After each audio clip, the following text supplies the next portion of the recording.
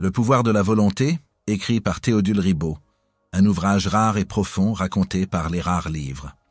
Introduction. Et si tout ce que vous n'avez pas encore accompli dans votre vie n'était pas une question d'intelligence, ni même de talent, mais uniquement de volonté? Dans un monde où tout va trop vite, où l'attention se disperse, et où les envies s'éteignent aussi vite qu'elles naissent, il existe une force silencieuse, oubliée, capable de transformer votre existence. Cette force, c'est la volonté. Et ce livre oublié, redécouvert aujourd'hui, va vous montrer comment la réveiller. Imaginez une époque où le monde, bien que moins bruyant qu'aujourd'hui, n'en était pas moins traversé par des courants de doute, d'incertitude et d'une lassitude grandissante face à l'énigme de l'existence humaine. C'est dans ce contexte que s'élevait la voix de Théodule Ribot, un esprit pionnier, un architecte du savoir qui, à la fin du XIXe siècle, osa plonger dans les profondeurs de l'âme humaine, non pas avec les outils de la théologie ou de la métaphysique pure, mais avec la rigueur naissante de la psychologie scientifique. Ribot, 1839-1916, fut un des pères fondateurs de la psychologie française, un homme qui, loin des spéculations abstraites, cherchait à comprendre les mécanismes intimes de notre conscience à travers l'observation et l'analyse.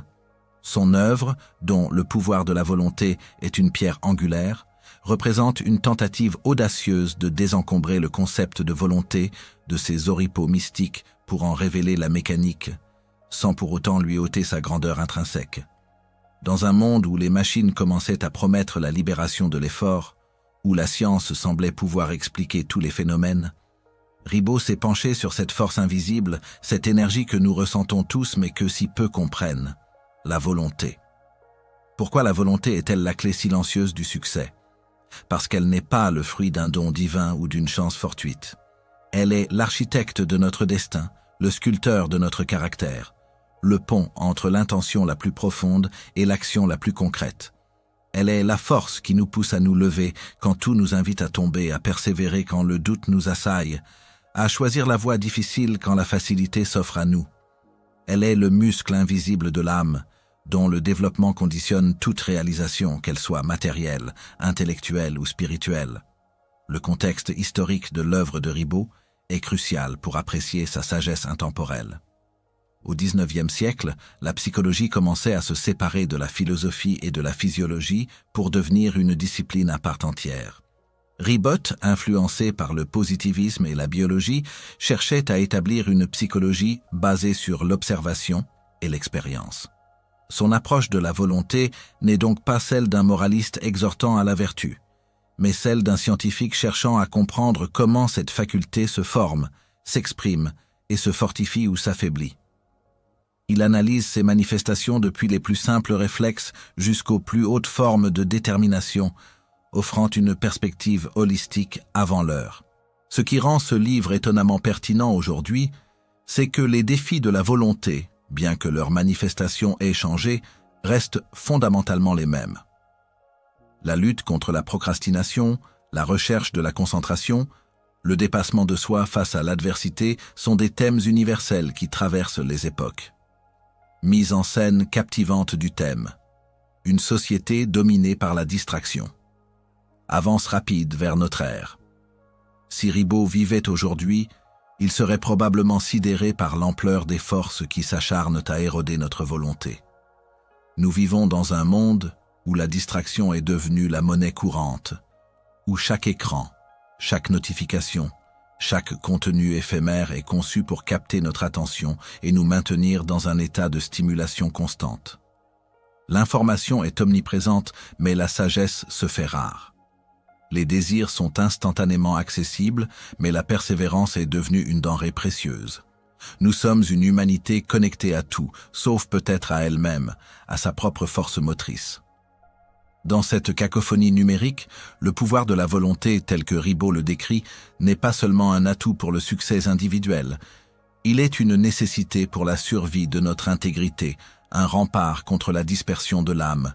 Nous cherchons des pilules magiques pour le bonheur, des raccourcis pour la réussite, des solutions instantanées à nos mal-être.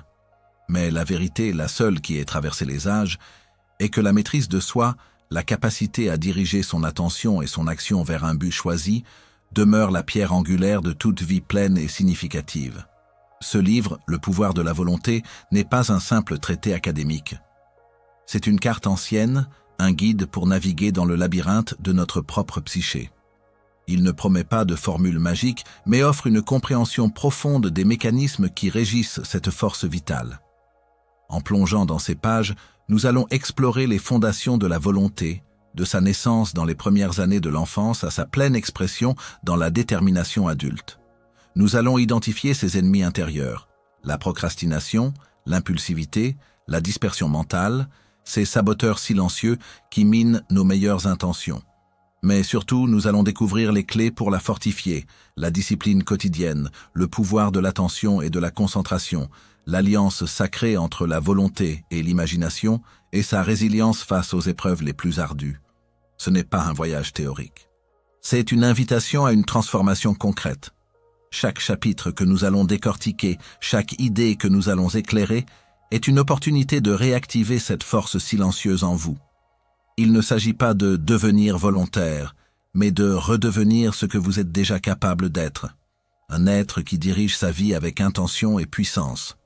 Ribot, avec sa lucidité d'observateur, nous offre les outils pour comprendre non seulement comment la volonté fonctionne, mais aussi et surtout comment nous pouvons la cultiver, la restaurer là où elle a été affaiblie, et l'utiliser comme une force créatrice de destin.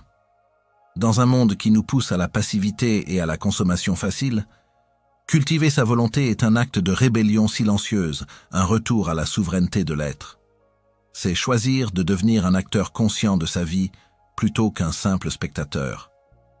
Si cette exploration des profondeurs de la volonté, inspirée par la sagesse intemporelle de Théodule Ribot, résonne en vous, si vous sentez l'appel à maîtriser cette force intérieure pour naviguer avec plus de clarté et de détermination dans votre propre vie, alors nous avons une invitation sincère à vous faire.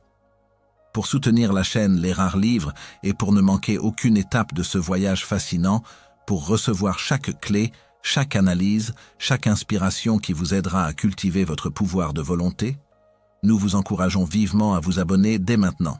Votre abonnement est un soutien précieux qui nous permet de continuer à dénicher et à partager ces trésors de la connaissance oubliée ou sous-estimée. Rejoignez notre communauté d'explorateurs et continuez ce voyage essentiel avec nous. Préparez-vous à plonger dans le cœur de la volonté, car nous allons maintenant ouvrir le premier grand livre de ce voyage. La compréhension de ce qu'est vraiment la volonté. Chapitre 1. Comprendre ce qu'est vraiment la volonté. Après avoir effleuré la nature insaisissable de la volonté et son importance capitale dans notre existence, il est temps de plonger dans l'essence même de cette force. Qu'est-ce que la volonté, au-delà des définitions superficielles que nous en avons? Dans les profondeurs de l'esprit humain, Théodule Ribot, avec une clarté remarquable, nous invite à démêler un concept souvent mal compris, à distinguer la volonté de ce qui limite ou la précède, afin de saisir sa véritable puissance et sa direction. La première distinction fondamentale qu'il est impératif d'établir est celle entre le désir et la volonté. Combien de fois n'avons-nous pas confondu ces deux forces, attribuant à l'une la puissance de l'autre? Le désir est une impulsion, une attraction vers un objet ou un état que l'on perçoit comme agréable ou nécessaire à un moment donné. C'est une force primaire, souvent instinctive, qui naît de nos besoins, de nos sensations, de nos émotions. Nous désirons la nourriture quand nous avons faim, le repos quand nous sommes fatigués, l'affection quand nous nous sentons seuls. Le désir est spontané, souvent passif dans son origine, et sa satisfaction procure un plaisir immédiat, mais éphémère. Il est une attraction subie, une tendance à laquelle on cède. La volonté, en revanche, est d'une nature différente, plus complexe et plus élevée. Elle n'est pas une simple attirance, mais une force intérieure de direction. C'est la capacité de se fixer un but, de maintenir son cap face aux obstacles et aux distractions, et de mobiliser les énergies nécessaires pour l'atteindre. Alors que le désir est un appel vers l'extérieur, la volonté est un mouvement qui vient du plus profond de notre être, une décision consciente de s'engager sur une voie. Si le désir dit « je veux manger cette pâtisserie maintenant », la volonté, elle, peut dire « je ne la mangerai pas, car mon objectif à long terme est la santé. La volonté implique un choix, une délibération, parfois une lutte contre le désir lui-même. Pour Ribot, la volonté ne se réduit pas à une faculté isolée. Elle est le point de convergence de toutes les activités psychiques. Elle est l'acte par lequel une idée, une image, une représentation mentale est non seulement conçue, mais aussi dotée d'une force motrice qui la pousse vers la réalisation. Le désir peut être une image de plaisir, mais il manque souvent la tension nécessaire à l'action soutenue. La volonté, elle, insuffle la vie à cette image, la transformant en un moteur. Considérons l'exemple simple d'un artisan. Il peut désirer créer une magnifique pièce de bois. Ce désir est la source d'inspiration. Mais c'est la volonté qui le poussera à acquérir les outils nécessaires, à apprendre les techniques, à passer des heures à sculpter, à poncer, à persévérer malgré les erreurs et les frustrations. Le désir est le pourquoi. La volonté est le comment qui se manifeste dans la durée et l'effort. Une autre distinction cruciale dans l'œuvre de Ribot est celle entre la volonté automatique et la volonté consciente. Trop souvent, nous agissons sans véritable volition, guidés par des habitudes, des réflexes conditionnés, des impulsions que nous ne remettons pas en question. C'est ce que l'on pourrait appeler la volonté automatique ou la volonté inférieure. Elle est présente dans les gestes quotidiens, dans les routines, dans les réactions instinctives. Marcher, respirer, répondre à un non sont des actes qui, une fois appris, s'exécutent sans intervention consciente de la volonté. Cette forme de volonté est efficace pour la survie et l'efficacité, car elle libère notre esprit conscient pour des tâches plus complexes. Mais elle peut aussi nous piéger. La volonté automatique peut nous enfermer dans des schémas répétitifs, des habitudes destructrices, des réactions impulsives.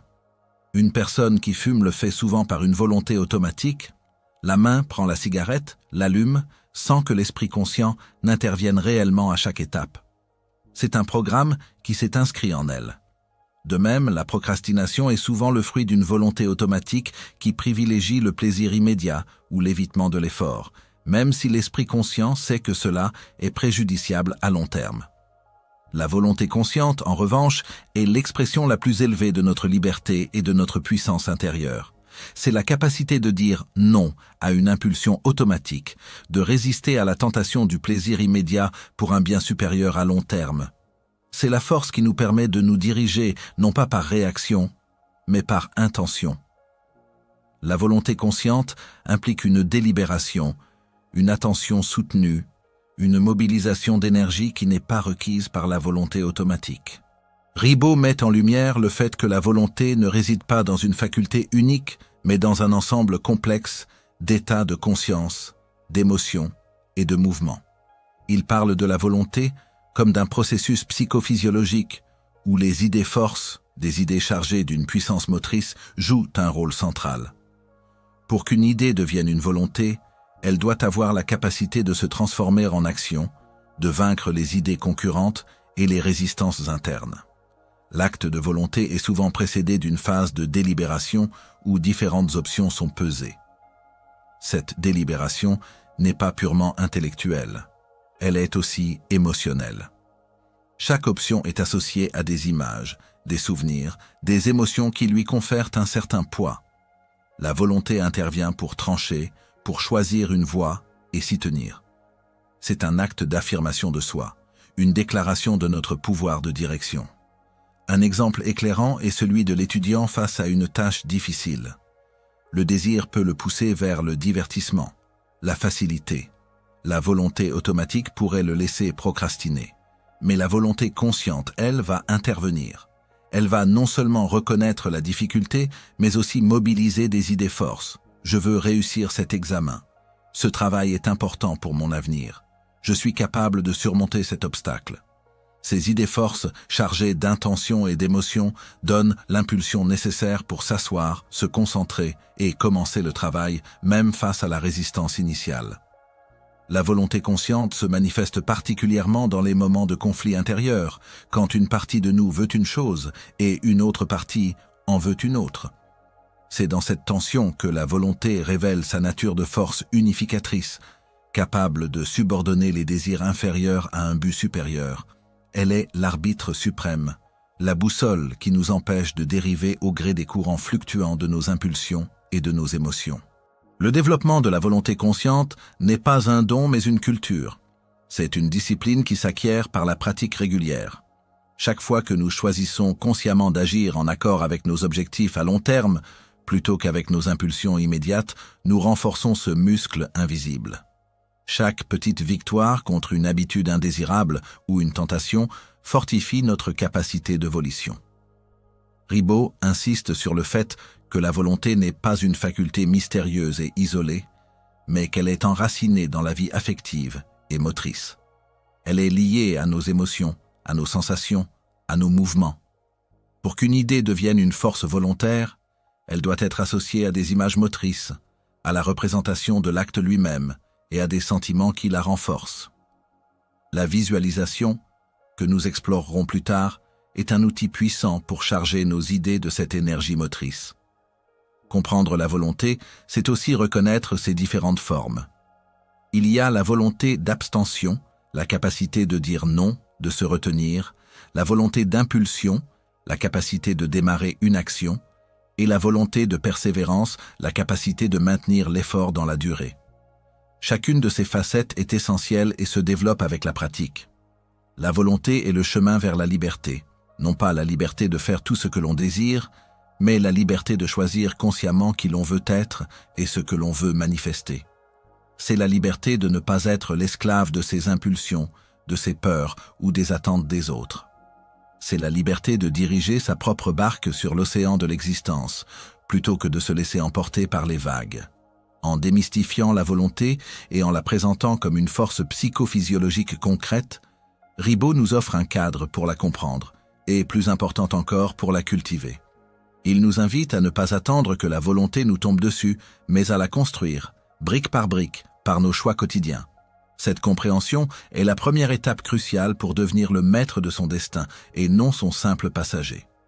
Ayant maintenant posé les fondations de ce qu'est véritablement la volonté, il est naturel de se demander comment cette force se développe en nous. Car elle n'est pas innée dans sa forme la plus élevée, mais se façonne au fil du temps, de l'enfance à l'âge adulte. C'est vers cette genèse de la volonté que nous mènera la prochaine étape en explorant sa formation et l'influence des expériences qui la forgent. Chapitre 2. La formation de la volonté chez l'enfant et l'adulte. Après avoir démystifié la volonté et distingué sa nature profonde du simple désir, il est essentiel de comprendre comment cette force se tisse en nous, comment elle prend forme et grandit depuis nos premiers instants jusqu'à l'âge mûr. La volonté n'est pas un don figé à la naissance, elle est une faculté qui se forge, une sculpture constante de l'être. Théodule Ribot, avec une perspicacité rare, nous éclaire sur ce processus fascinant. Comment elle se développe dans l'enfance et comment elle continue d'être façonnée par l'influence de l'éducation, des habitudes et des choix tout au long de la vie, soulignant l'importance capitale de l'apprentissage de l'effort. Dès les premiers balbutiements de l'existence, le germe de la volonté est présent, non pas dans sa forme consciente et élaborée, mais dans les mouvements rudimentaires et les réactions instinctives de l'enfant. Un nourrisson qui cherche le sein maternel, qui tend la main vers un objet coloré, qui pleure pour exprimer son inconfort, ces actes sont les prémices d'une volition future. Ils sont le reflet d'une tendance motrice, d'une impulsion à agir pour satisfaire un besoin ou une curiosité. Au début, ces mouvements sont désordonnés, involontaires, mais petit à petit, ils se coordonnent. L'enfant apprend que certains mouvements entraînent certaines conséquences, que son action peut avoir un effet sur le monde. C'est la première graine de la volonté, la découverte de l'efficacité de sa propre action. La volonté commence à se former véritablement lorsque l'enfant développe la capacité d'associer une idée à un mouvement, à une action. Quand il veut saisir un jouet, il ne fait plus de gestes aléatoires, mais tend la main avec intention. Cette association entre l'idée de saisir le jouet et le mouvement effectif est la base de la volonté consciente. Plus l'enfant expérimente le succès de ces associations, plus sa confiance en sa capacité d'agir et de produire des effets grandit, et plus le muscle de sa volonté se renforce. Comment elle se développe dans l'enfance est une question de répétition et d'expérimentation. Les parents et éducateurs jouent un rôle crucial ici. souvent sans même en avoir pleine conscience. Chaque fois qu'un enfant est encouragé à persévérer face à une difficulté, à accomplir une tâche même simple malgré une résistance, à différer une gratification, il développe sa volonté. La capacité à attendre, à ne pas céder à la première impulsion, est une des premières manifestations de la volonté naissante. C'est l'apprentissage de la maîtrise de soi, de la subordination du désir immédiat à une intention future. Un rôle essentiel de l'éducation, qu'elle soit parentale ou scolaire, est de guider l'enfant vers cet apprentissage de l'effort. Non pas un effort écrasant qui décourage, mais un effort juste, à sa mesure, qui pousse les limites et construit la résilience. L'enfant qui apprend à ranger ses jouets même s'il préférerait jouer, qui s'exerce à un instrument de musique malgré la lassitude, ou qui s'applique à un devoir difficile, est en train de forger sa volonté. Ce sont ces petites victoires quotidiennes contre l'inertie ou le désir de facilité qui consolident les fondations de la volition. L'influence de l'éducation, des habitudes et des choix ne se limite pas à l'enfance. Elle perdure tout au long de notre vie. L'éducation formelle et informelle nous inculque des valeurs, des disciplines, des cadres qui, s'ils sont bien choisis, peuvent renforcer notre volonté. Mais c'est surtout par la formation des habitudes que la volonté se solidifie.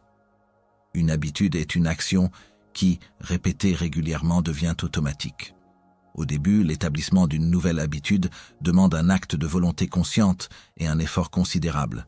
Se lever tôt, faire de l'exercice, lire un livre chaque soir, ces actions requièrent une décision délibérée et une persévérance. Mais à mesure que l'habitude s'installe, l'effort diminue.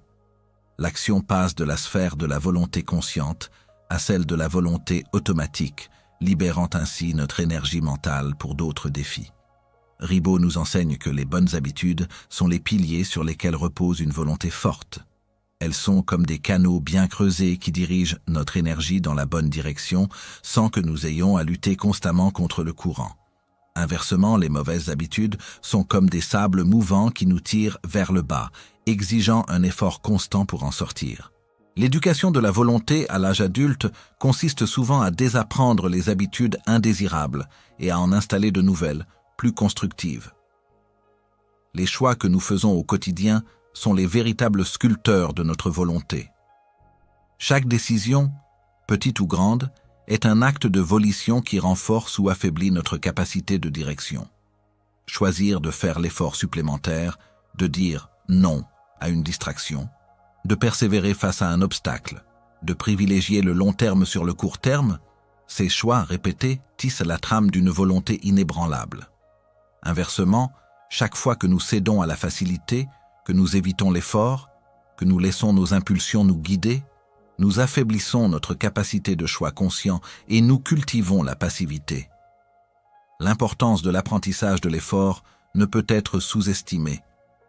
Dans une ère qui valorise la facilité et le confort, l'effort est souvent perçu comme une contrainte, une chose à éviter à tout prix. Pourtant, c'est précisément dans l'effort, dans la confrontation à la difficulté, que la volonté trouve sa plus grande expression et sa plus profonde croissance. L'effort n'est pas seulement un moyen d'atteindre un but, il est une fin en soi, une école de caractère. L'effort physique, par exemple, enseigne la discipline, la persévérance, la gestion de la douleur et de la fatigue. L'effort intellectuel, comme l'apprentissage d'une matière complexe, développe la concentration, la patience, la capacité à surmonter les frustrations de la compréhension. L'effort émotionnel, tel que le fait de gérer une colère ou de pardonner une blessure, forge l'autocontrôle et la compassion.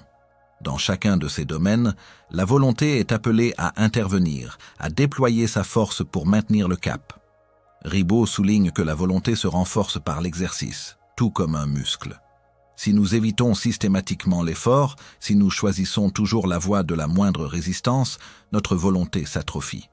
Elle devient incapable de nous soutenir quand de véritables défis se présentent.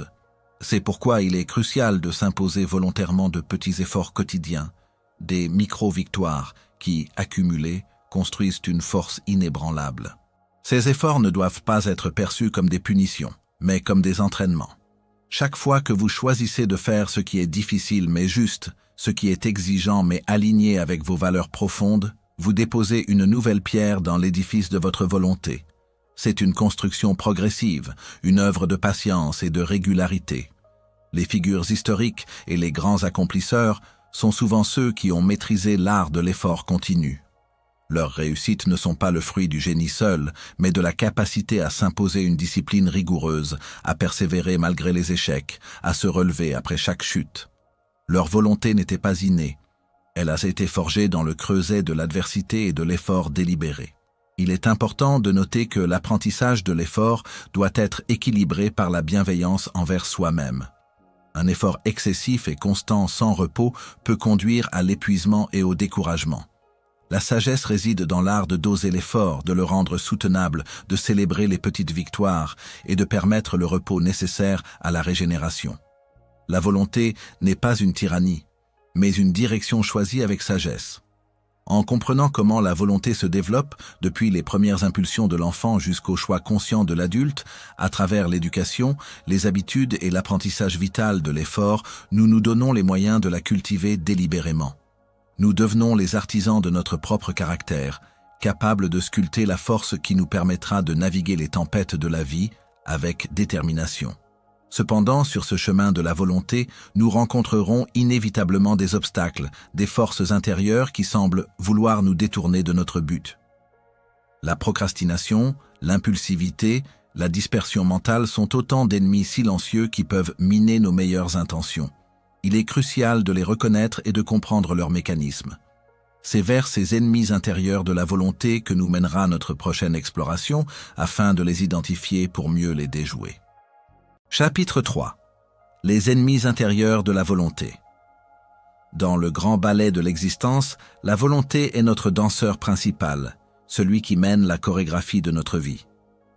Mais comme toute force en mouvement, elle rencontre des résistances, non pas toujours de l'extérieur, mais souvent du plus profond de nous-mêmes. Il est essentiel d'identifier ces adversaires cachés, car ils sont les saboteurs silencieux de nos meilleures intentions. Théodule Ribot, avec la précision d'un cartographe de l'âme, a su mettre en lumière ces forces qui, de l'intérieur, minent et affaiblissent notre capacité à vouloir et à agir. Ce sont les ennemis intérieurs de la volonté. La procrastination, l'impulsivité, la dispersion mentale, ainsi que les émotions parasites qui affaiblissent le caractère. La procrastination est peut-être l'ennemi le plus insidieux.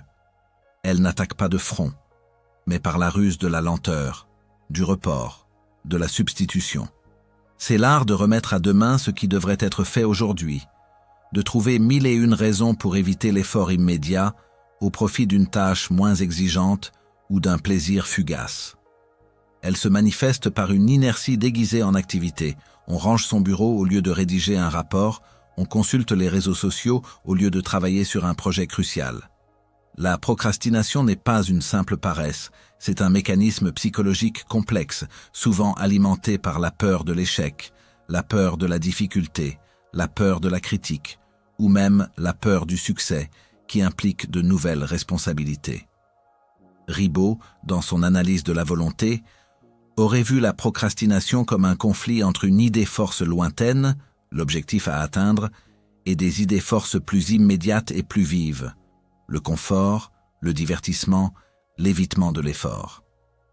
La volonté faillit lorsque les représentations des désagréments à venir, la tâche à faire, l'emportent sur les représentations des bénéfices futurs. Le caractère se fissure lorsque la tendance à l'évitement devient une habitude, créant un cercle vicieux où chaque report affaiblit un peu plus la capacité à initier l'action. Des études psychologiques modernes confirment que la procrastination est liée à la régulation émotionnelle. On procrastine pour éviter des émotions négatives associées à la tâche, même si cela crée des émotions négatives plus fortes à long terme. C'est un combat de l'immédiat contre le différé. L'impulsivité, quant à elle, est l'antithèse de la procrastination. Si la procrastination est l'incapacité à commencer, l'impulsivité est l'incapacité à se retenir.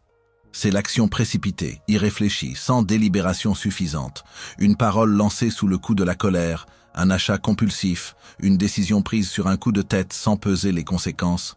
Toutes ces manifestations sont le signe d'une volonté faible, incapable de poser un frein, de suspendre le jugement.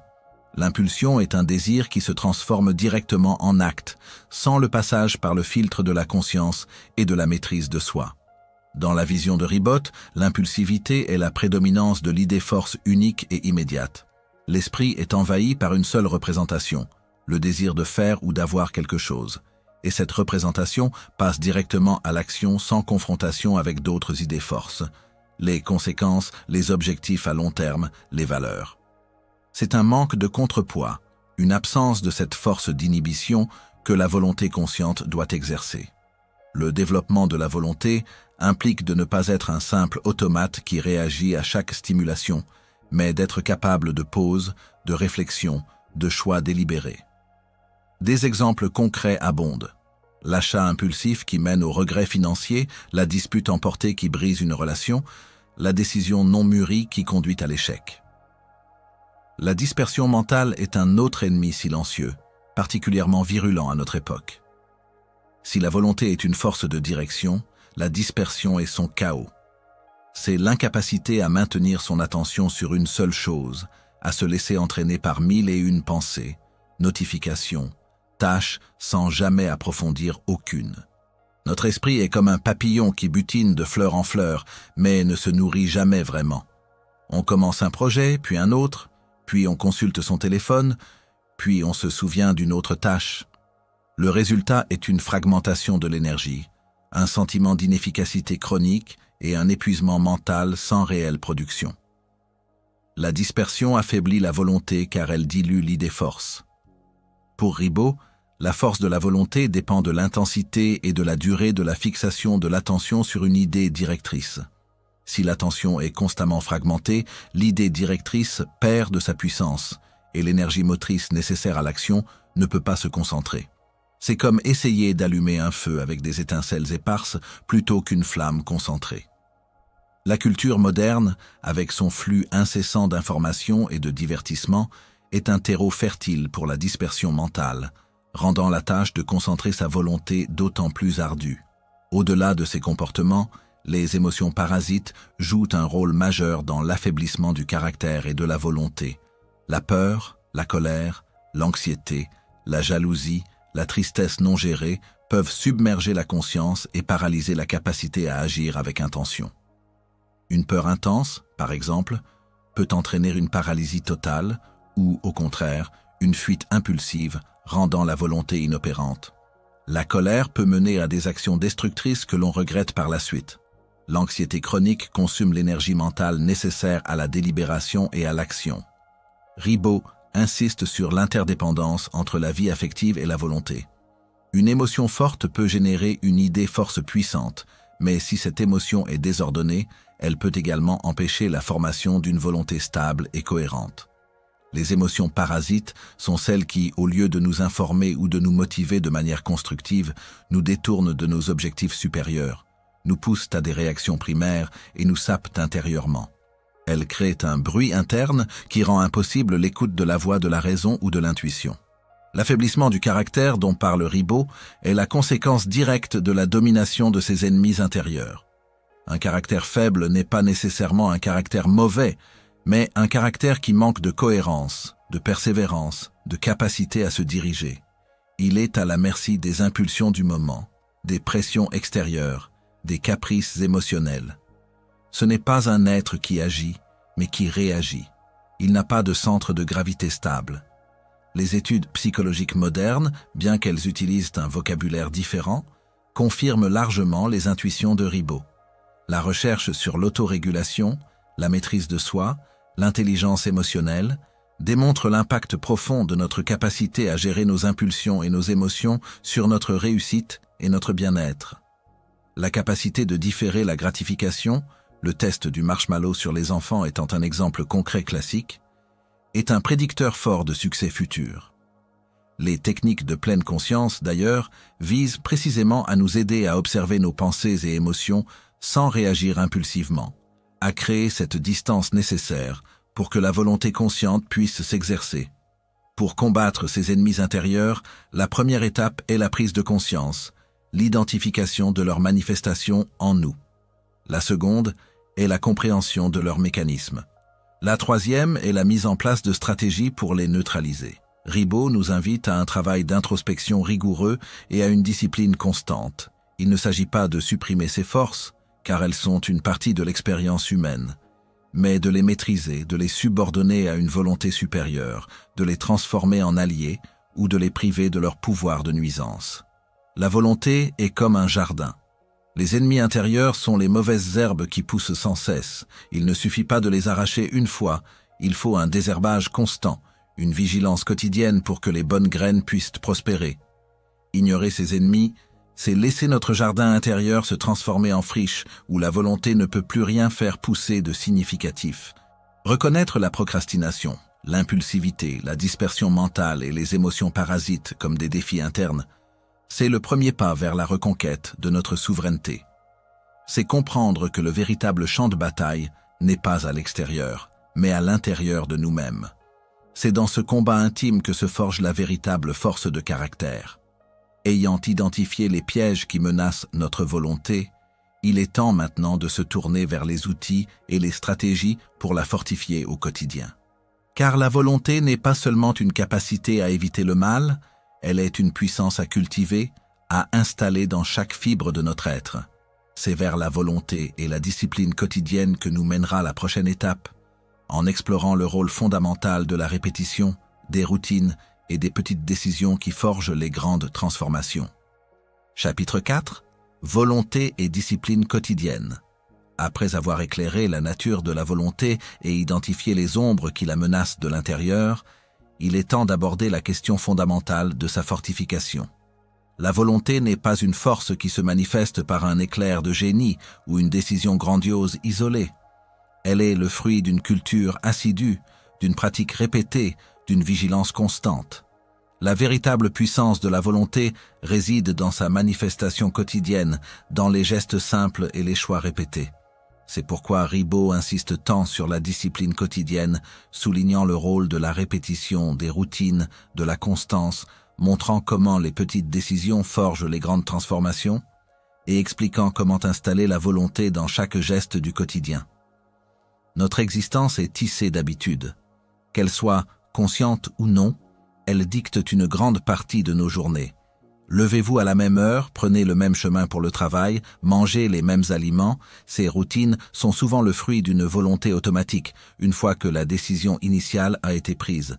Mais la discipline quotidienne ne se limite pas à la répétition inconsciente. Elle est l'art de choisir délibérément les habitudes qui nous servent, de les installer avec intention et de les maintenir avec persévérance. Le rôle de la répétition, des routines, de la constance est fondamental dans la formation et le renforcement de la volonté. L'esprit, tout comme le corps, se modèle par l'exercice régulier. Une nouvelle idée force, pour prendre racine et se transformer en action automatique, doit être nourrie et répétée. C'est comme le chemin que l'on trace dans une forêt. Au début, il est invisible, mais chaque passage le rend plus visible, plus facile à suivre, jusqu'à devenir une voie établie. De même, chaque fois que nous répétons un acte volontaire, se lever à l'heure malgré la fatigue, étudier une leçon ennuyeuse, résister à une tentation, nous renforçons les circuits neuronaux associés à cette action et nous rendons plus facile sa reproduction future. Les routines sont les cadres de cette répétition. Elles créent une structure qui réduit la nécessité de prendre des décisions conscientes à chaque instant. Par exemple, établir une routine matinale qui inclut l'exercice physique ou la méditation signifie que, une fois la routine installée, l'acte de volonté initial, celui de choisir de faire ces activités, est remplacé par une impulsion quasi automatique.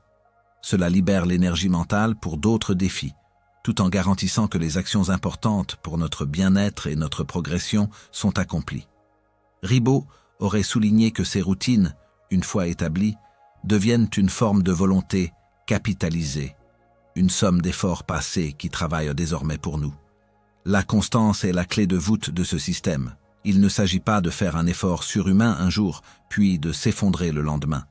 Il s'agit de maintenir une pression douce et régulière, un engagement inébranlable dans la durée. C'est la goutte d'eau qui, avec le temps, perce la roche. La persévérance dans la constance est ce qui transforme les petites résolutions en accomplissements majeurs. La volonté est comme un jardinier qui arrose ses plantes tous les jours, même quand elles sont petites. Il sait que la croissance est un processus lent et régulier et que chaque jour compte. Ce principe est magnifiquement illustré par l'idée que les petites décisions forgent les grandes transformations. Nous sommes souvent tentés de croire que les changements majeurs dans notre vie nécessitent des actes héroïques ou des révolutions spectaculaires.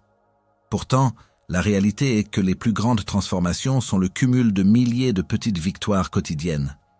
Chaque fois que vous choisissez l'option plus saine au lieu de la facilité, chaque fois que vous vous forcez à faire cette tâche désagréable mais nécessaire, chaque fois que vous réprimez une parole impulsive, vous exercez et renforcez votre volonté.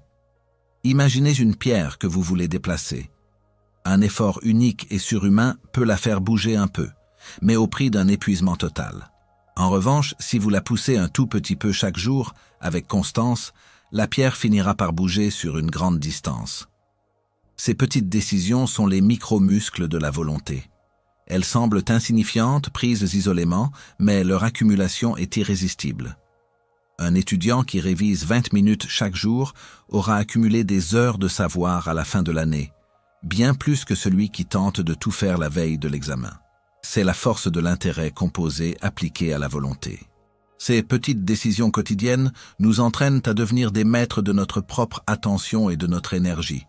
Elles nous apprennent à différer la gratification, à choisir l'effort présent pour un bénéfice futur. C'est dans ces moments, souvent invisibles aux yeux des autres, que le caractère se trempe et que la maîtrise de soi s'approfondit. Enfin, Ribot nous guide sur comment installer la volonté dans chaque geste du quotidien. La volonté n'est pas confinée aux moments de crise ou aux grandes résolutions du Nouvel An. Elle est une qualité que l'on peut infuser dans chaque acte, même le plus trivial. Il s'agit de transformer la routine en un terrain d'entraînement conscient. Lorsque vous vous levez le matin, faites-le avec une intention précise, plutôt que de traîner hors du lit.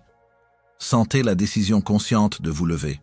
Lorsque vous mangez, choisissez vos aliments avec intention et mangez-les avec pleine conscience, en savourant chaque bouchée.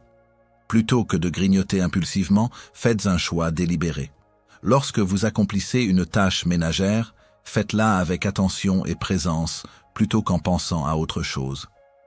Chaque acte, même le plus simple, peut devenir un exercice de volonté si vous y mettez une intention consciente. C'est ce que l'on pourrait appeler la volonté incarnée. Elle n'est plus une lutte abstraite, mais une qualité vivante qui s'exprime dans le corps, dans les mouvements, dans la manière dont nous interagissons avec le monde. Elle devient une présence, une force tranquille qui nous habite. Les traditions spirituelles parlent souvent de pleine conscience ou de mindfulness dans les actions quotidiennes. Et Ribot, bien que sans ce vocabulaire, rejoint cette idée. L'attention que nous portons à nos gestes, même les plus anodins, est une forme d'exercice de la volonté.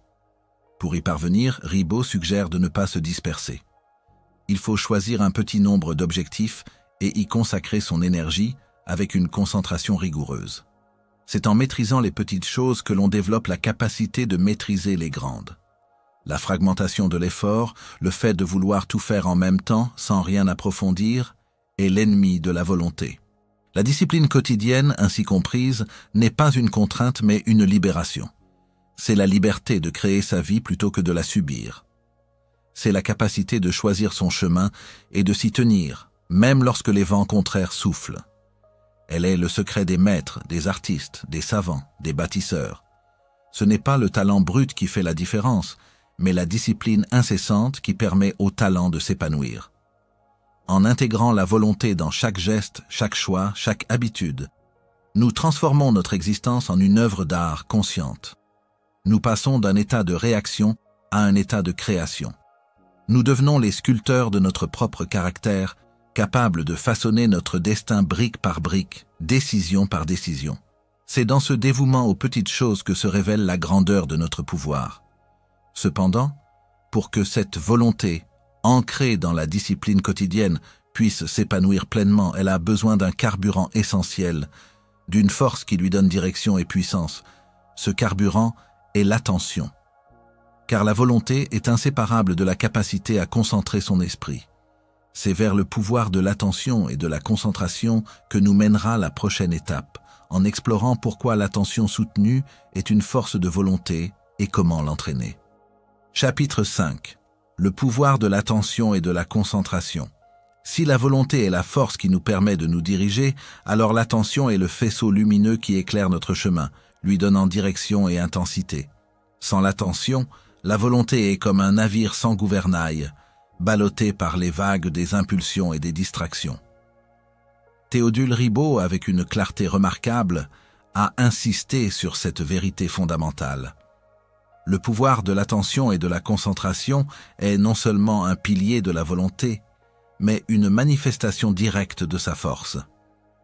Car l'attention soutenue est une force de volonté en elle-même, et son entraînement mène à une profonde union entre volonté et présence mentale. Nous vivons dans un monde qui sollicite constamment notre attention, la fragmentant en 1000 éclats. Notifications, informations incessantes, divertissements éphémères, tout est conçu pour nous arracher à l'instant présent et nous disperser. Dans ce brouhaha, la capacité à maintenir son attention sur un seul objet, une seule idée, une seule tâche, devient un acte de résistance, un signe de maîtrise. Ce n'est pas un hasard si les sages de toutes les traditions ont toujours mis l'accent sur la concentration comme une voie vers la connaissance et la puissance. Pourquoi l'attention soutenue est une force de volonté? Parce que l'attention est l'acte par lequel une idée, une représentation mentale est maintenue et renforcée dans le champ de la conscience.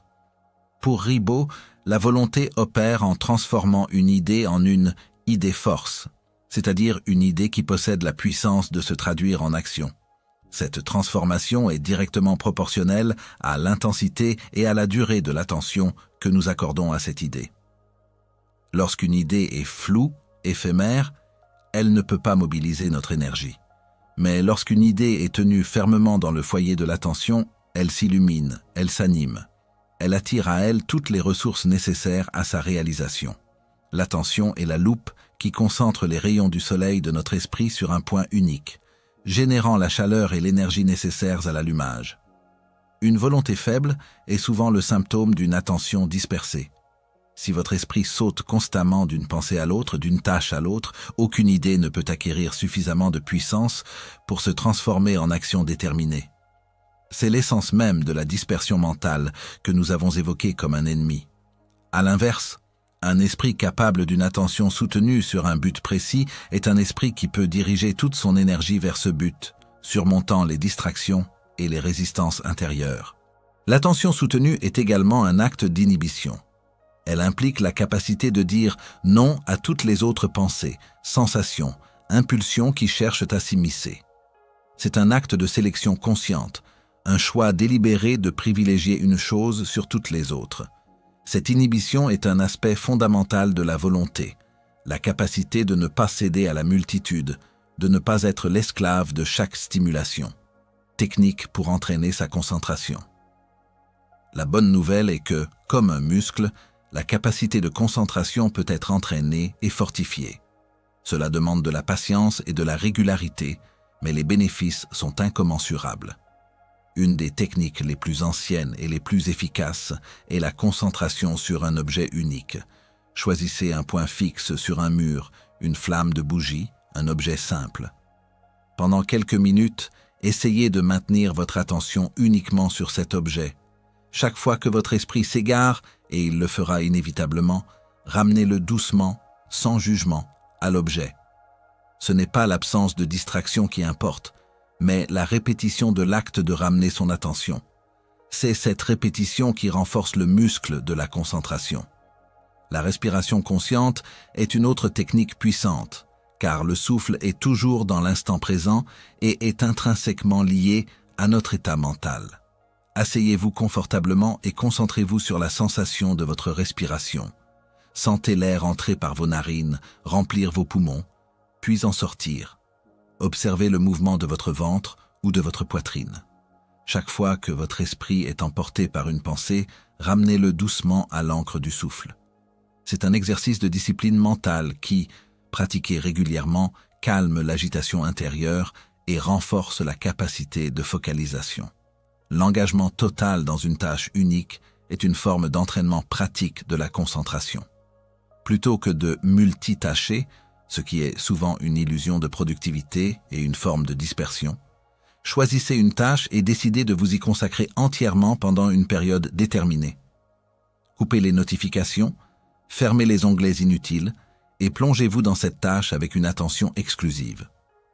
Au début, cela peut être difficile, mais avec la pratique, vous développerez la capacité de vous immerger pleinement, d'entrer dans un état de flow où le temps semble disparaître et la productivité est maximale. Cet état est le signe d'une volonté et d'une attention pleinement engagées. La visualisation est également une technique puissante de concentration. Choisissez une image mentale claire et maintenez-la dans votre esprit. Cela peut être l'objectif que vous souhaitez atteindre, une qualité que vous désirez incarner ou simplement une forme géométrique.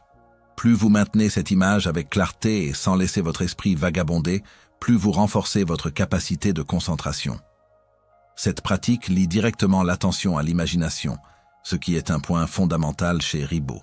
Ribot souligne que l'attention n'est pas seulement intellectuelle, elle a aussi une composante motrice et émotionnelle. Pour qu'une attention soit soutenue, elle doit être nourrie par l'intérêt et la sensation de l'action.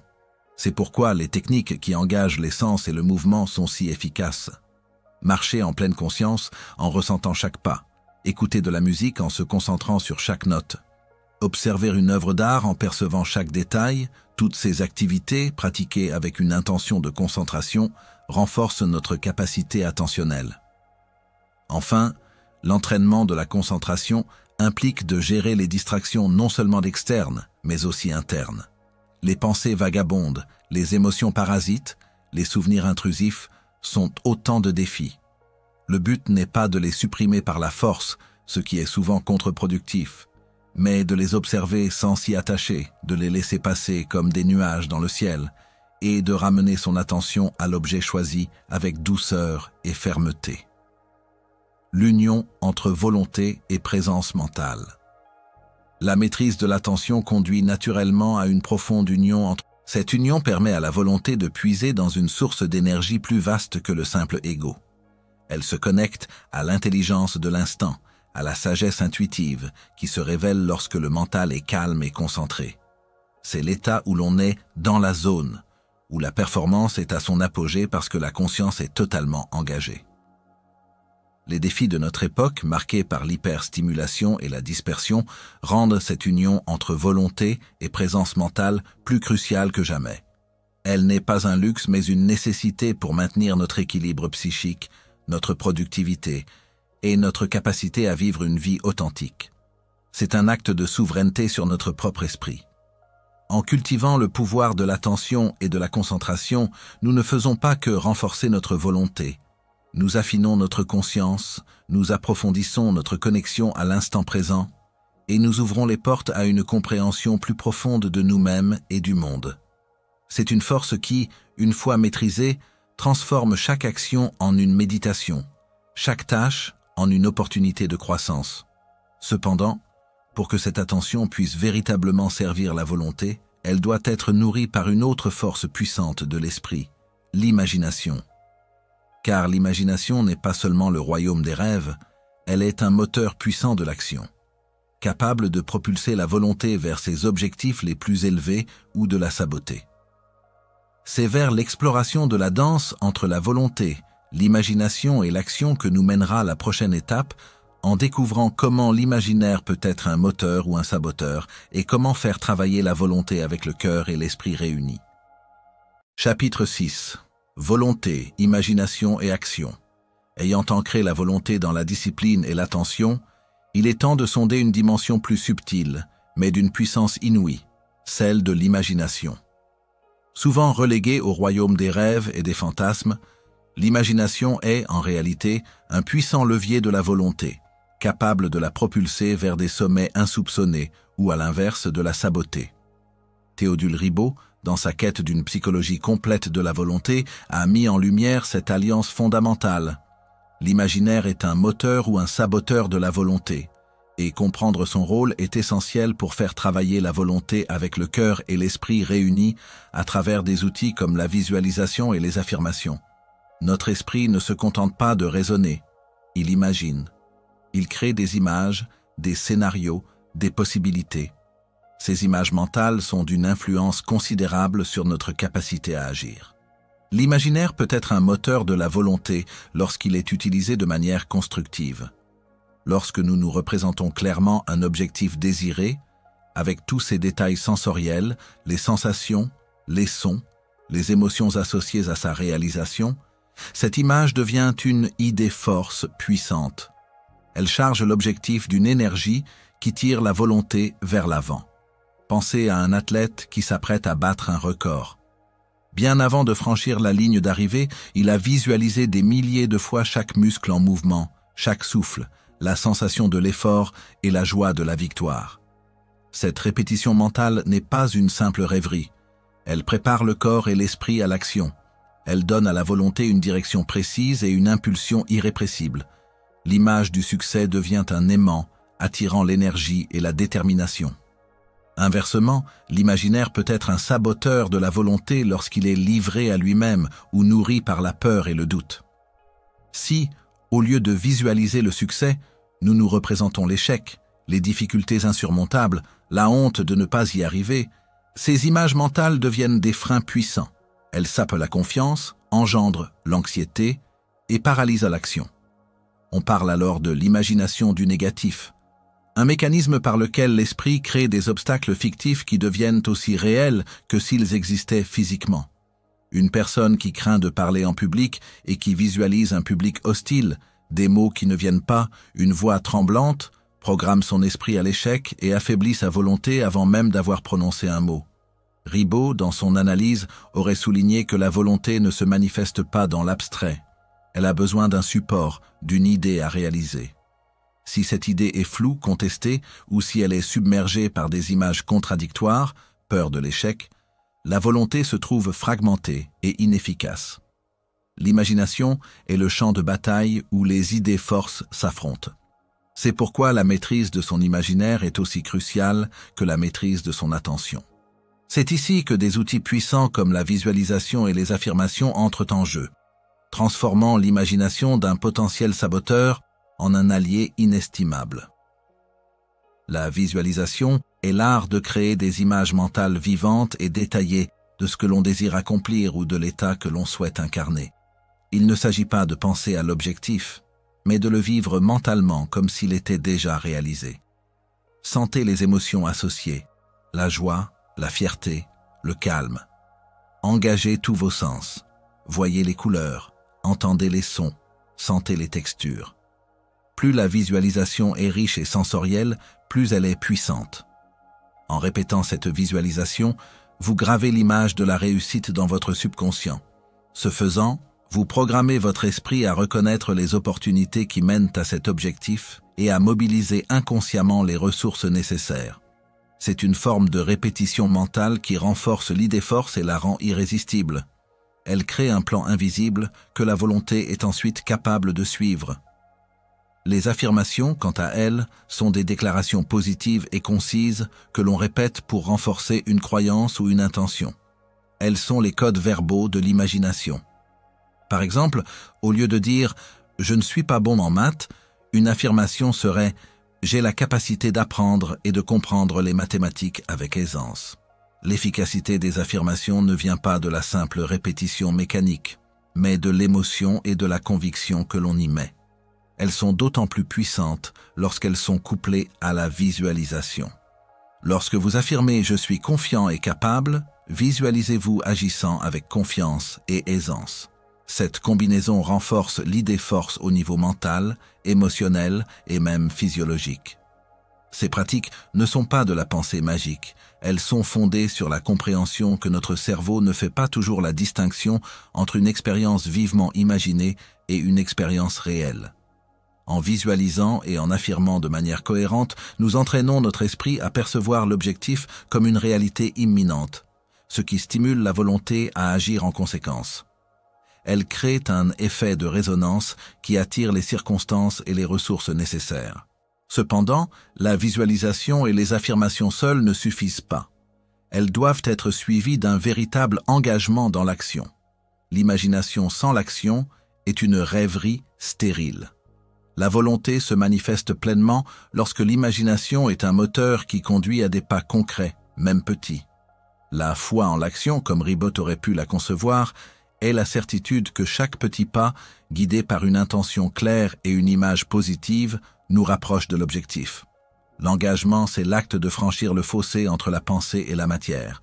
C'est là que la volonté se révèle non pas comme une capacité intellectuelle pure, mais comme une force incarnée. Pour faire travailler la volonté avec le cœur et l'esprit réunis, il faut comprendre que la volonté n'est pas une simple force froide et rationnelle. Elle est profondément liée à nos émotions, à nos valeurs, à ce qui donne sens à notre existence. Une volonté forte est une volonté qui est nourrie par une passion, un amour, une conviction profonde. C'est le cœur qui donne l'impulsion et la direction la plus puissante. Si votre objectif est purement intellectuel ou égoïste, sans résonance émotionnelle profonde, la volonté aura plus de mal à persévérer face aux difficultés. Mais si votre objectif est aligné avec vos valeurs les plus profondes, avec ce qui vous anime véritablement, alors la volonté puise dans une source d'énergie inépuisable. La joie de créer, l'amour de servir, la passion d'apprendre, ces émotions profondes transforment l'effort en une expression naturelle de soi. L'union du cœur et de l'esprit signifie que la volonté n'est pas une lutte contre soi-même, mais une collaboration harmonieuse. L'esprit conçoit l'objectif et visualise le chemin. Le cœur insuffle l'émotion et le sens. Le corps exécute l'action avec engagement. Lorsque ces trois dimensions sont alignées, la volonté devient une force irrésistible. C'est l'intégration de la raison, de l'intuition et de la sensation qui donne à l'action sa véritable puissance. Les témoignages des plus grands accomplissements humains, qu'ils soient artistiques, scientifiques ou spirituels, révèlent toujours cette fusion. Les visionnaires ne se contentent pas d'imaginer, ils ressentent profondément la nécessité de leur création. Les scientifiques ne sont pas seulement guidés par la logique, ils sont animés par une passion insatiable pour la vérité. Les leaders ne se contentent pas de planifier, ils inspirent parce qu'ils vivent leurs idéaux avec tout leur être. Cette collaboration entre la volonté, l'imagination et l'action est un cycle vertueux. Plus vous visualisez avec conviction, plus votre volonté est forte. Plus votre volonté est forte, plus vos actions sont alignées. Plus vos actions sont alignées, plus vous obtenez de résultats, ce qui renforce votre foi en votre imagination et votre volonté. C'est une spirale ascendante de puissance et de réalisation. Ribot, par ses observations, aurait souligné que la capacité à maintenir une image claire et attirante d'un but, en dépit des obstacles, est un signe de volonté robuste. C'est la persistance de l'idée-force nourrie par l'imagination qui permet à l'action de se déployer. Il nous invite à être non pas des rêveurs passifs, mais des imaginateurs actifs, des créateurs de réalité, en utilisant notre esprit pour sculpter notre futur. Ainsi, la volonté ne se manifeste pas seulement par la force brute, mais par l'art subtil de diriger notre imaginaire, en apprenant à visualiser avec clarté, à affirmer avec conviction et à engager tout notre être, cœur, esprit et corps, dans l'action. Nous libérons un potentiel de création illimité. C'est un voyage vers la maîtrise de soi qui transforme chaque pas en une manifestation consciente de notre pouvoir. Cependant, même la volonté la plus entraînée et la plus inspirée doit faire face à l'inévitable réalité de la vie. Les épreuves, la maladie, la fatigue, l'échec, la tentation sont autant d'obstacles qui testent la solidité de notre détermination. C'est dans ces moments que la véritable nature de notre volonté se révèle. C'est vers cette confrontation avec les défis de l'existence que nous mènera la prochaine étape. La volonté face aux épreuves, explorant comment elle transforme la douleur en force et forge la résilience. Chapitre 7. La volonté face aux épreuves. La volonté, cette force intérieure que nous avons appris à comprendre, à former et à cultiver par la discipline et l'attention, trouve son épreuve ultime, non pas dans la facilité du quotidien, mais dans la dureté des épreuves. La vie, avec sa nature imprévisible, ne manquera jamais de nous confronter à des obstacles qui mettent à l'épreuve notre résolution. C'est dans ces moments de vérité que la véritable trempe de notre volonté se révèle. Théodule Ribot, en scrutant les profondeurs de l'âme humaine, aurait insisté sur la manière dont la volonté fait face aux épreuves telles que la maladie, la fatigue, l'échec et la tentation. Et comment, à travers ces défis, elle transforme la douleur en force, forgeant ainsi une résilience inébranlable.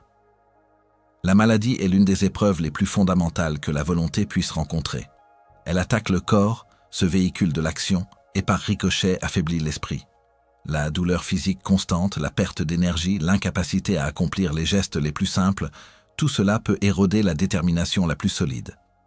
Dans ces moments, la volonté n'est plus dirigée vers l'accomplissement de grands projets, mais vers la survie, vers le maintien d'une dignité, d'une lumière intérieure malgré l'assaut des ténèbres physiques. La volonté du malade se manifeste par l'acceptation lucide de la condition, par la persévérance dans le traitement, par la conservation d'un espoir, même infime. Elle se révèle dans la capacité à se lever un matin de plus, à sourire malgré la souffrance, à trouver un sens dans l'épreuve. Des témoignages d'individus ayant traversé de longues maladies montrent comment la force mentale, la volonté de ne pas succomber au désespoir, a joué un rôle crucial dans leur guérison ou, à défaut, dans l'acceptation sereine de leur destin. La volonté ici est une force de survie, une flamme qui refuse de s'éteindre. La fatigue, qu'elle soit physique ou mentale, est une autre épreuve silencieuse mais implacable. Elle insidie le corps et l'esprit, diminuant l'acuité de la pensée, la vivacité des réflexes et la force de la détermination.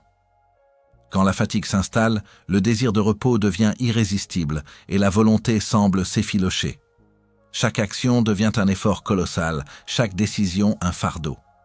Dans ces instants, la volonté se manifeste non pas par une force brute, mais par une discipline subtile, celle de pousser un pas de plus, de se concentrer pour une minute supplémentaire, de ne pas céder au sommeil ou à la lassitude lorsque la tâche n'est pas achevée. C'est la volonté qui permet de distinguer la fatigue passagère de l'épuisement réel et de faire le choix conscient de persévérer ou de se reposer judicieusement. Un soldat en pleine bataille, un étudiant en période d'examen, un parent face aux exigences incessantes. Tous puisent dans une réserve de volonté pour transcender les limites de la fatigue. La volonté est ce qui nous permet de nous dépasser, même lorsque notre corps crie grâce. L'échec est sans doute l'épreuve la plus humiliante et la plus démoralisante pour la volonté.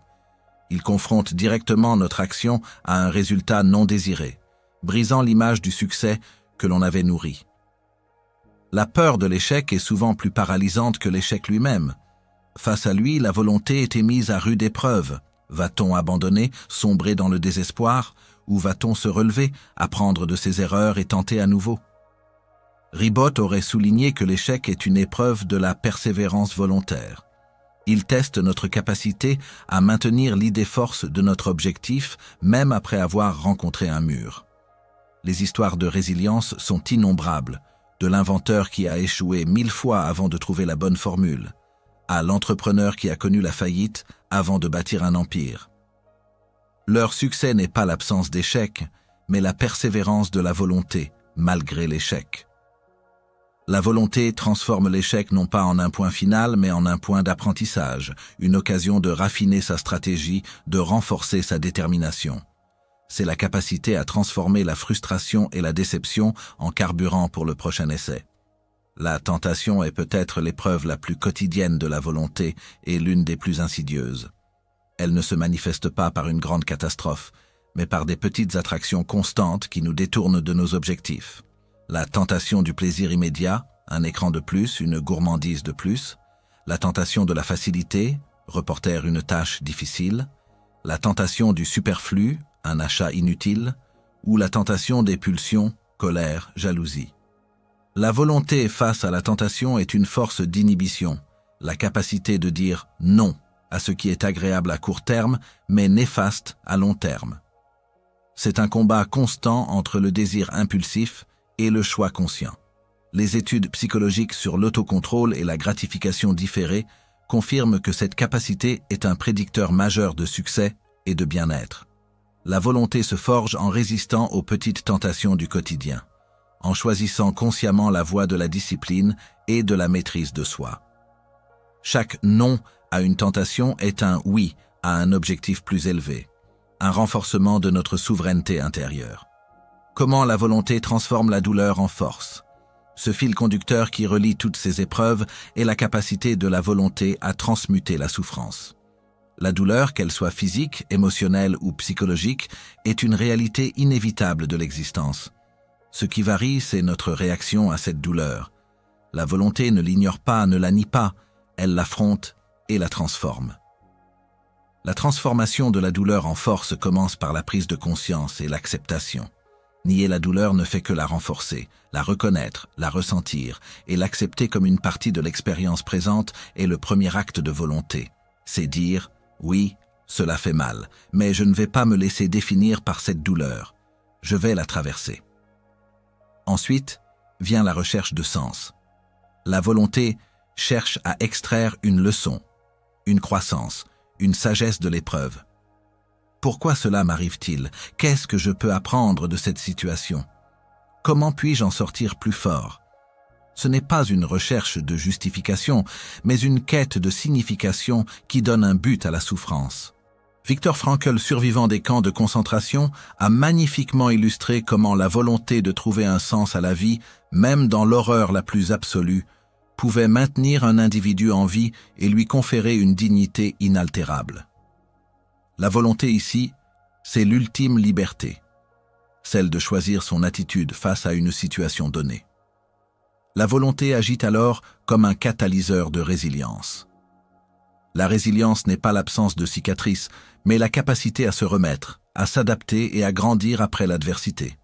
C'est un processus actif qui demande de la volonté pour se relever, pour reconstruire, pour réapprendre à faire confiance, pour se réengager dans la vie. La volonté permet de transformer l'adversité en une opportunité de raffiner son caractère, d'approfondir sa compassion, de découvrir des forces insoupçonnées en soi. Chaque épreuve surmontée laisse derrière elle non pas seulement une cicatrice, mais aussi une nouvelle couche de force, de sagesse et de confiance en soi. Ribot, bien que ne parlant pas en termes mystiques, aurait vu dans cette capacité de transformation de la douleur l'expression la plus élevée de la volonté. C'est la capacité de l'idée force à persister et à s'adapter même face à des conditions extrêmes. C'est la supériorité de la conscience sur la simple réaction biologique ou émotionnelle. L'homme qui forge sa volonté à travers les épreuves devient un maître de son destin, capable de naviguer les tempêtes sans être submergé. Les histoires de résilience sont une source d'inspiration inépuisable. Pensez à l'artiste qui, après avoir perdu la vue, apprend à peindre avec d'autres sens. Aux scientifiques qui, malgré des années de recherches infructueuses, persistent jusqu'à la découverte. À la personne qui, après un grave accident, réapprend à marcher pas à pas. Ces récits ne sont pas des contes de fées, mais des démonstrations concrètes de la puissance transformative de la volonté. La douleur n'est pas niée, mais elle est utilisée comme un tremplin, une matière première pour construire une nouvelle force. En fin de compte, la volonté face aux épreuves est la démonstration la plus claire de notre liberté intérieure. C'est la capacité à choisir notre réponse, même lorsque nous ne pouvons pas choisir les circonstances. C'est la force qui nous permet de dire « Je suis plus grand que ce qui m'arrive, je trouverai un chemin ». C'est dans ce courage de faire face que notre volonté atteint sa pleine maturité. Cette force, trempée dans le feu des épreuves, n'est pas seulement une capacité à endurer, elle est une capacité à créer. Car une volonté qui a appris à transformer la douleur en force est une volonté qui est prête à façonner le destin lui-même. C'est cette force créatrice de destin que nous allons explorer dans notre dernière étape, en comprenant comment la volonté mène à la liberté intérieure et au pouvoir de devenir ce que l'on est appelé à être. Chapitre 8. La volonté comme force créatrice de destin. Nous avons parcouru les profondeurs de la volonté, de sa nature fondamentale à sa formation, de ses ennemis intérieurs à sa fortification par la discipline et l'attention, et à sa résilience face aux épreuves. Nous arrivons maintenant au sommet de cette exploration, là où la volonté révèle sa véritable magnificence, non pas seulement comme une force d'endurance ou de réalisation, mais comme un pouvoir fondamental de création. La volonté, dans sa forme la plus élevée, est une force créatrice de destin, le sculpteur invisible de notre réalité et de notre devenir. Elle nous conduit à la liberté intérieure, nous confère le pouvoir de devenir ce que nous sommes destinés à être. et incarne une profonde philosophie de l'action et foi dans sa mission. La véritable liberté n'est pas l'absence de contraintes extérieures, mais la liberté intérieure. Elle ne consiste pas à faire tout ce que l'on désire, mais à vouloir ce que l'on fait. C'est la capacité de choisir sa propre voie, de déterminer sa propre direction, indépendamment des pressions externes ou des impulsions internes. La volonté est l'instrument de cette liberté. Sans elle, nous sommes des feuilles emportées par le vent, des réactifs aux circonstances, des esclaves de nos passions et de nos peurs. Mais avec une volonté forte, nous devenons le maître de notre navire, capable de naviguer à travers les tempêtes et de tracer notre propre cap. Cette liberté intérieure est le fruit d'un long travail de maîtrise de soi. C'est la capacité de suspendre le jugement, de résister à la tentation, de persévérer malgré la douleur, de choisir la discipline plutôt que la facilité. Chaque acte de volonté consciente est un pas vers cette émancipation. Il nous libère de l'esclavage des habitudes automatiques, des réactions impulsives et des conditionnements passés. Théodule Ribot, dans son analyse, aurait vu cette liberté comme le summum de l'évolution de la volonté, une autonomie psychique où l'individu n'est plus un simple reflet de son environnement, mais une cause première, un initiateur d'action. Le pouvoir de devenir est la manifestation la plus exaltante de cette liberté intérieure. Nous ne sommes pas des êtres figés, mais des êtres en constante évolution, des projets en cours.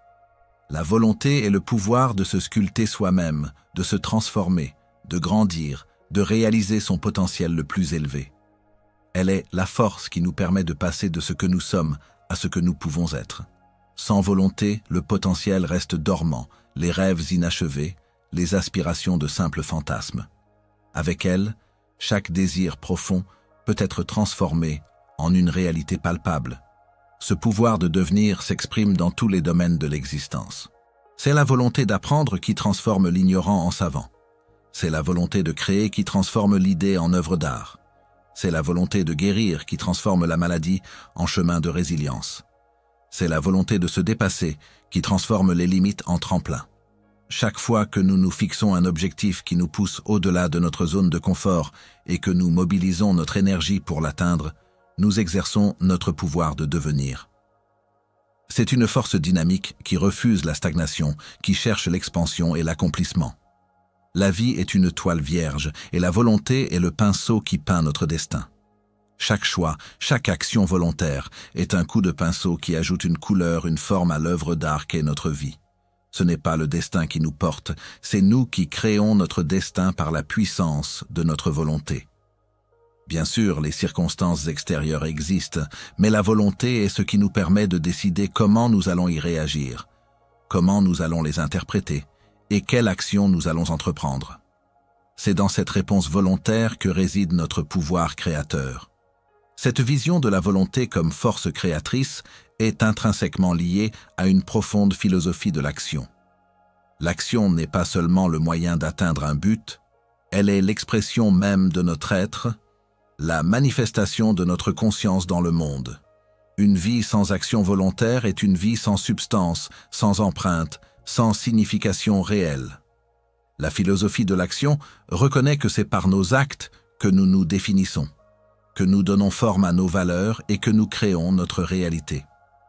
Ribot, en tant que psychologue, aurait insisté sur le fait que la volonté n'est pas une entité abstraite, mais une force qui se manifeste dans le mouvement, dans l'effort. C'est l'action qui donne corps à l'idée force. Une idée, aussi brillante soit-elle, reste une simple potentialité tant qu'elle n'est pas transformée en action par la volonté. La véritable force de caractère se mesure non pas par les bonnes intentions, mais par les actes accomplis. Cette philosophie de l'action nous pousse à ne pas attendre les conditions parfaites, à ne pas nous complaire dans la contemplation stérile. Elle nous invite à nous lancer, à expérimenter, à apprendre par l'expérience. Chaque action, même imparfaite, est un pas en avant, une occasion d'ajuster notre tir, d'affiner notre volonté. C'est en agissant que nous découvrons nos forces, que nous confrontons nos peurs, et que nous donnons un sens à notre existence. L'action volontaire est le moteur de l'évolution personnelle et collective. Enfin, la volonté créatrice de destin est indissociable d'une profonde foi dans sa mission. Cette mission n'est pas nécessairement une grande destinée visible par tous. Elle peut être la mission d'être un parent aimant, un artisan consciencieux, un chercheur persévérant, un être humain intègre. C'est la conviction que notre vie a un but, une signification qui dépasse la simple survie. Cette foi n'est pas une croyance aveugle, mais une certitude intérieure, un alignement profond avec une direction qui nous semble juste et nécessaire. La foi dans sa mission donne à la volonté une énergie inépuisable. Quand l'action est guidée par un sens profond, elle transcende la fatigue, l'échec et la tentation.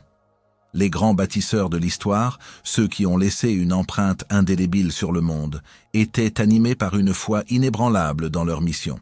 Pensez à l'explorateur qui brave des terres inconnues, à l'artiste qui crée malgré l'indifférence, au penseur qui défend une idée révolutionnaire. Leur volonté était alimentée par une conviction plus grande qu'eux-mêmes. Cette foi permet à la volonté de se projeter au-delà des obstacles immédiats, de voir la lumière au bout du tunnel même quand tout est sombre.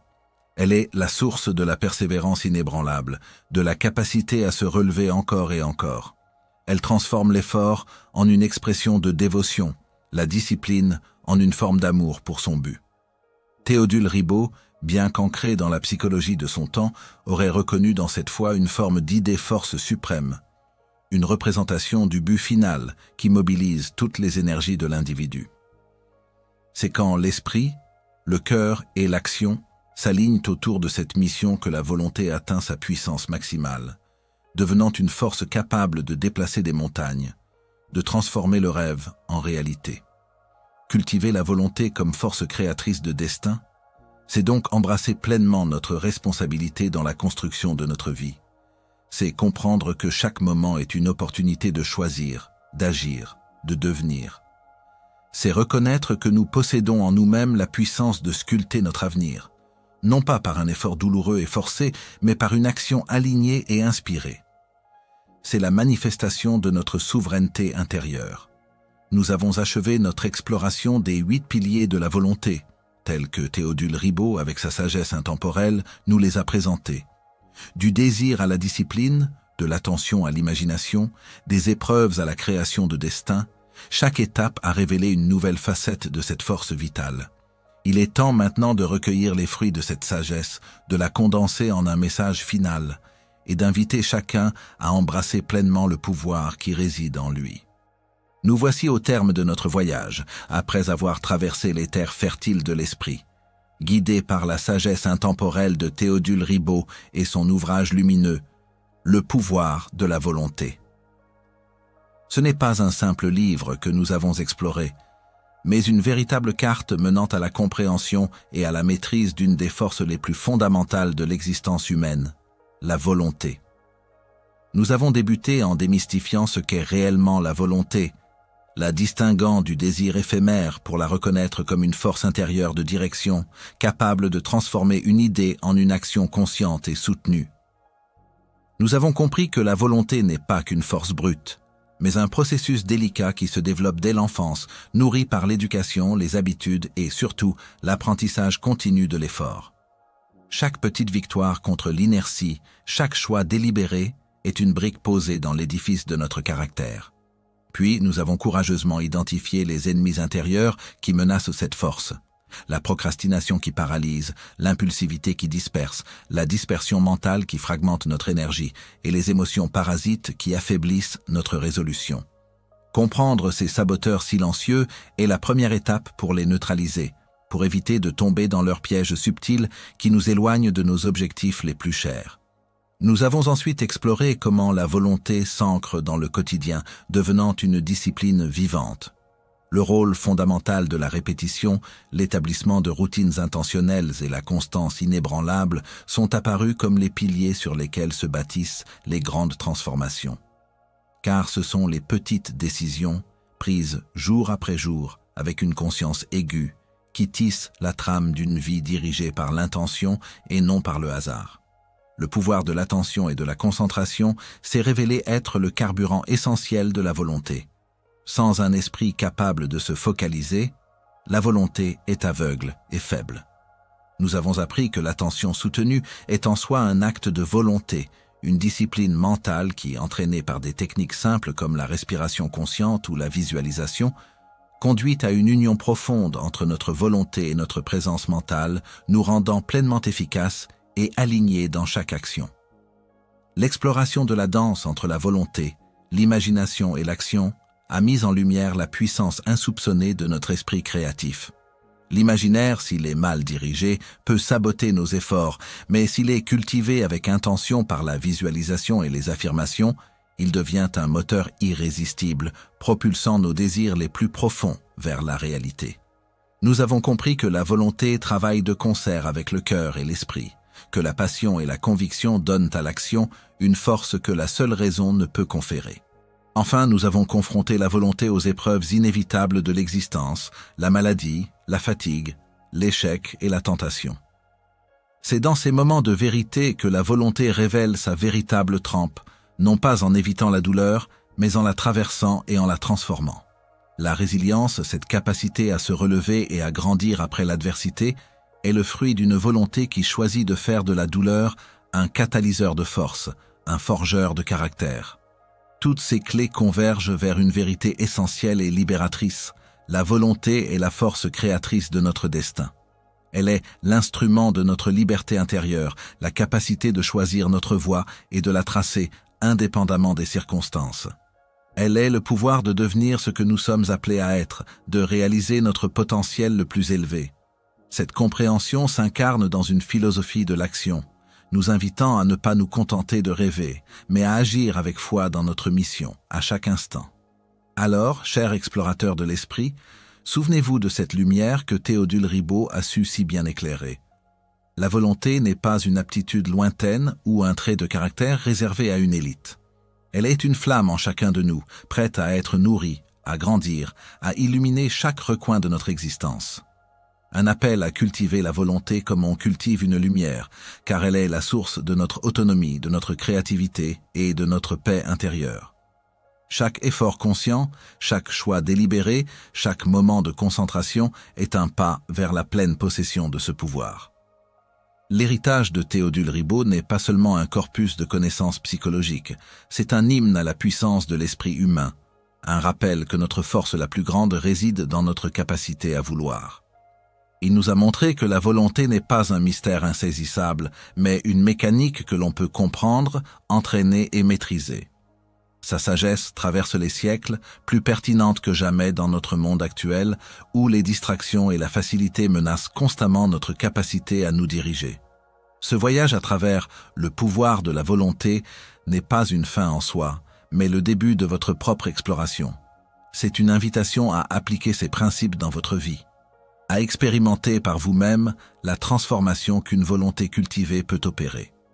Si cette plongée dans les profondeurs de la volonté a nourri votre esprit et éclairé votre chemin, si vous souhaitez continuer à découvrir des trésors de sagesse issus de livres rares et de pensées profondes, alors nous avons une simple requête, un doux appel.